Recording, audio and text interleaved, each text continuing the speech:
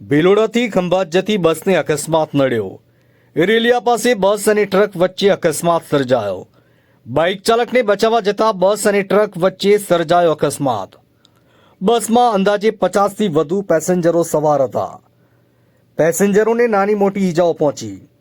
ઈજાગ્રસ્તોને સારવાર માટે કપડવંજ સામૂહિક આરોગ્ય કેન્દ્ર ખાતે ખસેડાયા। કપડવંજ રૂરલ પોલીસ ઘટના સ્થળે પહોંચીને વધુ તપાસ હાથ ધરી। અલ્તાફ શેખ, કપડવંજ।